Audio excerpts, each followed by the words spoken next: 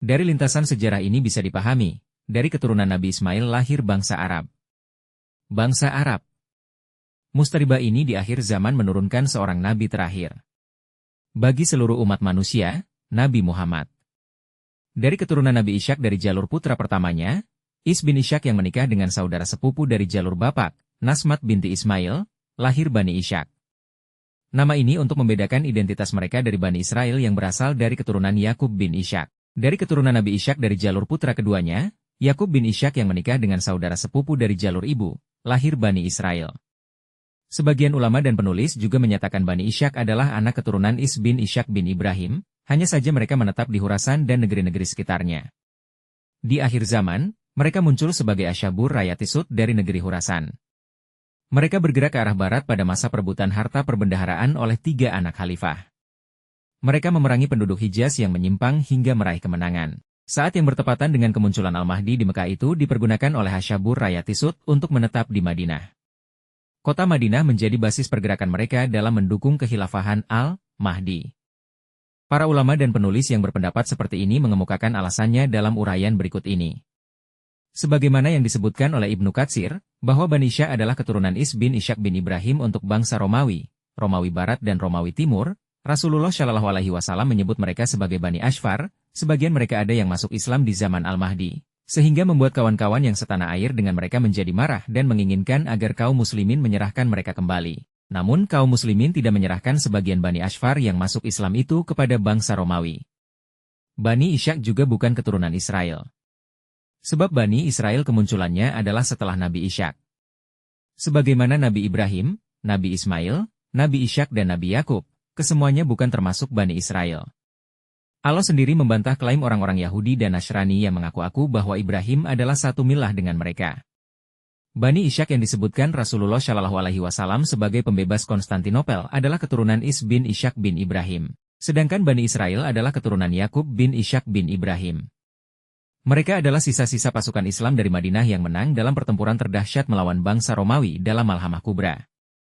Mereka inilah yang dikatakan oleh Rasulullah Shallallahu Alaihi Wasallam sebagai pasukan yang tidak akan terkena fitnah selamanya atau tidak akan tersesat selamanya. Maka, sangat keliru jika Bani Ishak adalah bangsa Eropa yang masuk Islam lalu bergabung dengan pasukan Al-Mahdi. Kemungkinan yang paling logis adalah keturunan Ish ini kemudian menyebar di wilayah Khurasan, Afghanistan, Pakistan, Kashmir, Irak dan Iran. Mereka adalah kaum muslimin yang ketika berita Al-Mahdi telah datang segera menyambutnya dan memberikan pertolongan kepadanya. Mereka adalah pasukan berbendera hitam ke Asyabur Rayatisut, yang membaiat Al-Mahdi dan menjadi pengikutnya. Sebelum terjadinya penaklukan Konstantinopel, mereka adalah umat Islam yang selalu menyertai Al-Mahdi dalam semua penaklukannya, termasuk dalam penaklukan Jazirah Arab. Mereka datang dari kota Madinah. Namun mereka bukan penduduk Madinah asli, karena mereka adalah umat Islam yang datang dari arah timur, Khurasan. Dalam penaklukan Jazirah Arab, mereka terus-menerus mendapatkan kemenangan, hingga akhirnya selama beberapa waktu mereka tinggal di Madinah. Jadi Bani Ishak adalah penduduk Madinah atau penduduk Hijaz yang setia menemani Al-Mahdi sejak mereka membaiatnya.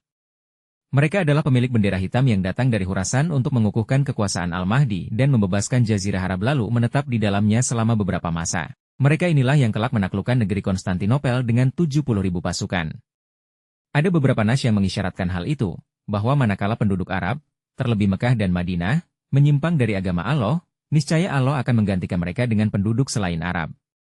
Utamanya dari penduduk Khurasan dan Persia. Allah berfirman, Dialah Allah yang telah mengutus pada sebuah kaum yang ummi, buta huruf, seorang rasul dari kalangan mereka sendiri, yang membacakan kepada mereka ayat-ayatnya, menyucikan mereka dan mengajarkan kepada mereka Alkitab, Al-Quran, dan Al-Hikmah, As-Sunnah.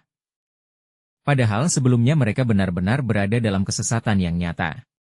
Dan orang-orang selain mereka yang belum menyusul mereka. Al-Jumu'ah, 62:23. Kaum yang buta huruf dalam ayat ini adalah bangsa Arab. Adapun yang dimaksud dengan, dan orang-orang selain mereka yang belum menyusul mereka, adalah bangsa Ajam, yaitu bangsa-bangsa non-Arab yang beriman kepada beliau dan mengikuti ajaran agama beliau. Mereka bisa menggantikan posisi bangsa Arab manakala bangsa Arab telah menyimpang dari ajaran Islam. Demikian penafsiran yang disampaikan langsung oleh Rasulullah dalam hadits yang syahih. Abu Hurairah berkata, kami tengah berbincang-bincang dengan Rasulullah pada saat turunnya surat Al-Jumu'ah kepada beliau. Ketika beliau membacakan ayat, Dan orang-orang selain mereka yang belum menyusul mereka. Ada seorang sahabat yang bertanya, siapakah mereka wahai Rasulullah? Nabi tidak segera menjawab pertanyaan sahabat ini, sehingga sahabat ini terpaksa mengulangi pertanyaannya sekali, 2 kali, dan bahkan 3 kali.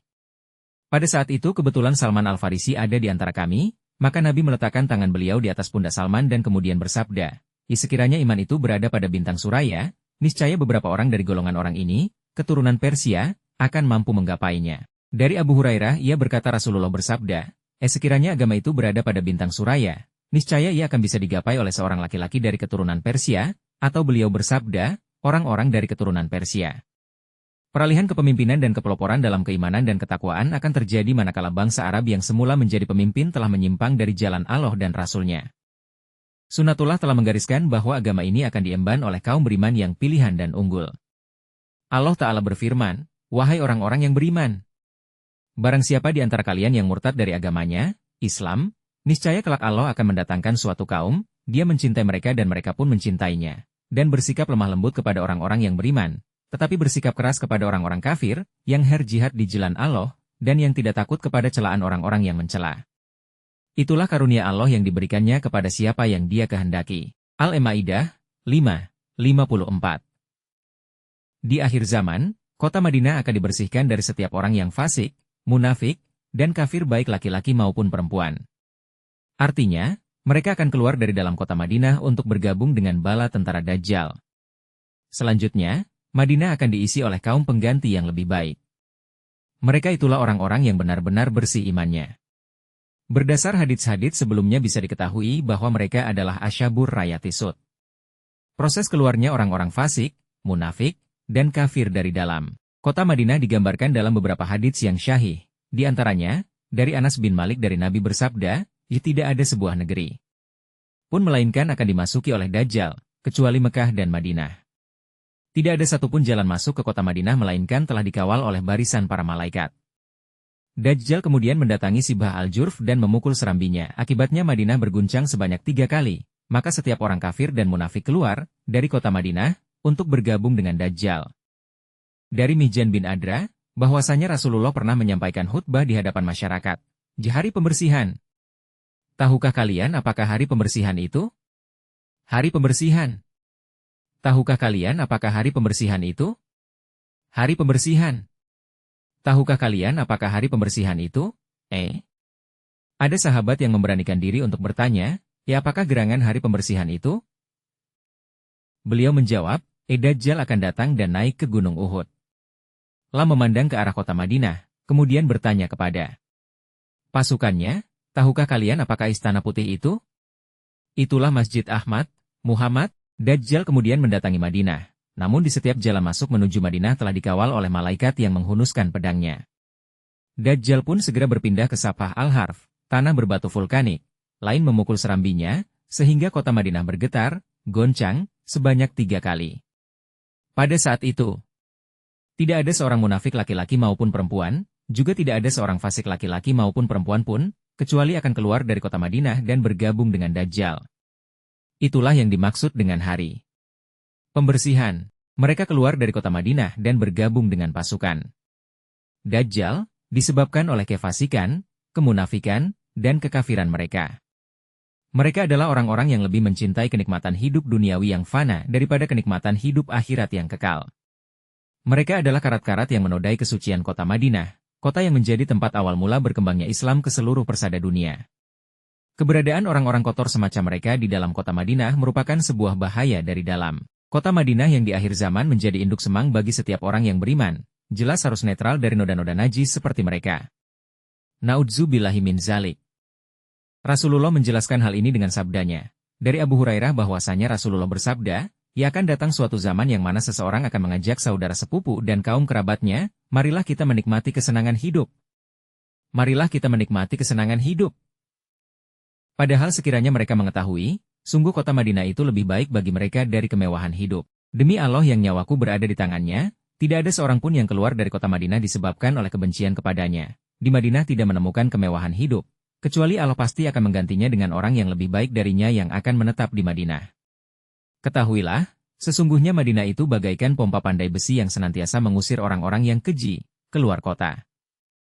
Sungguh kiamat tidak akan terjadi sehingga Madinah akan meniadakan orang-orang jahat dari dalam kota, sebagaimana pompa pandai besi akan menghilangkan karat-karat besi. Hadits di atas merupakan nubuat Rasulullah Shallallahu Alaihi Wasallam tentang kondisi akhir zaman, di mana para penduduk Madinah lebih suka meninggalkan kota Madinah untuk mencari kesenangan dunia. Ada kemungkinan bahwa peristiwa tersebut terjadi pada saat Dajjal datang mendekati kota Madinah, lain ia menghentak-hentakan kakinya ke tanah. Maka orang-orang Madinah, baik laki-laki maupun perempuan yang di dalam hatinya ada kenifakan segera keluar untuk menyambut Dajjal. Sebagian besar dari mereka kemudian menjadi pengikutnya dan memerangi kaum muslimin yang bertahan di Madinah. Siapa yang bersungguh-sungguh untuk menggapai Islam, iman, dan takwa, niscaya Allah akan membimbingnya untuk mampu merengkuhnya. Tidak pandang bulu, dari ras dan suku bangsa apa ia berasal, Arab, Persia, Romawi, dan lain-lain. Jika bangsa Arab menyimpang dari agama Allah, niscaya bangsa lain yang lebih kuat komitmennya kepada agama Allah akan tampil sebagai pelopor Islam. Allah berfirman, ingatlah, kalian adalah orang-orang yang diajak untuk menginfakkan hartamu di jalan Allah. Lalu di antara kalian ada orang yang kikir, dan barang siapa kikir maka sesungguhnya dia kikir terhadap dirinya sendiri. Dan Allah lah yang maha kaya, dan kalianlah yang membutuhkan karunia-Nya. Dan jika kalian berpaling dari jalan yang benar, niscaya Dia akan menggantikan kalian dengan kaum yang lain, dan mereka tidak akan durhaka seperti kalian. Muhammad 47:38. Imam Al-Qurtubi dalam tafsirnya menjelaskan bahwa makna ayat, dan jika kalian berpaling dari jalan yang benar, niscaya Dia akan menggantikan kalian dengan kaum yang lain adalah orang-orang yang lebih menaati Allah daripada kalian. Maksudnya, orang-orang yang ketaatan mereka kepada Allah melebihi ketaatan kalian kepadanya.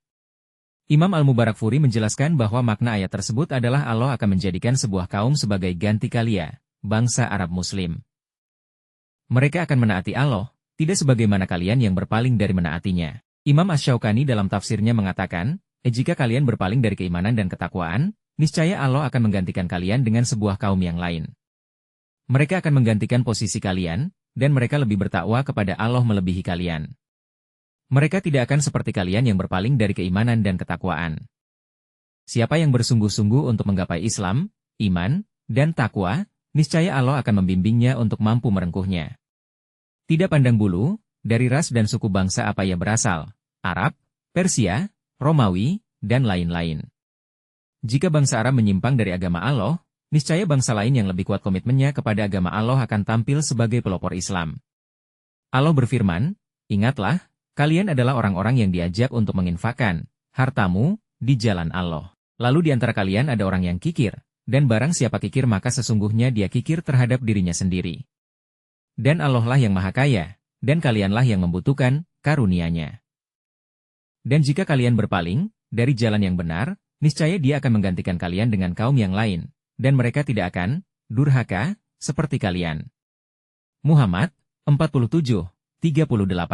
Imam Al-Qurtubi dalam tafsirnya menjelaskan bahwa makna ayat, dan jika kalian berpaling dari jalan yang benar, niscaya Dia akan menggantikan kalian dengan kaum yang lain adalah orang-orang yang lebih menaati Allah daripada kalian. Maksudnya, orang-orang yang ketaatan mereka kepada Allah melebihi ketaatan kalian kepadanya.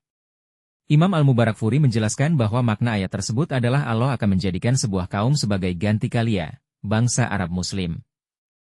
Mereka akan menaati Allah, tidak sebagaimana kalian yang berpaling dari menaatinya. Imam Asy-Syaukani dalam tafsirnya mengatakan, jika kalian berpaling dari keimanan dan ketakwaan, niscaya Allah akan menggantikan kalian dengan sebuah kaum yang lain.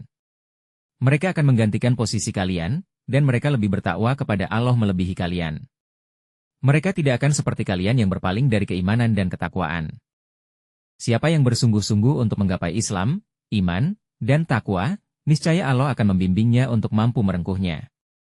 Tidak pandang bulu, dari ras dan suku bangsa apa ia berasal, Arab, Persia, Romawi, dan lain-lain. Jika bangsa Arab menyimpang dari agama Allah, niscaya bangsa lain yang lebih kuat komitmennya kepada agama Allah akan tampil sebagai pelopor Islam. Allah berfirman, ingatlah, kalian adalah orang-orang yang diajak untuk menginfakkan hartamu di jalan Allah. Lalu di antara kalian ada orang yang kikir, dan barang siapa kikir maka sesungguhnya dia kikir terhadap dirinya sendiri. Dan Allah lah yang maha kaya, dan kalianlah yang membutuhkan karunia-Nya. Dan jika kalian berpaling dari jalan yang benar, niscaya Dia akan menggantikan kalian dengan kaum yang lain, dan mereka tidak akan durhaka seperti kalian.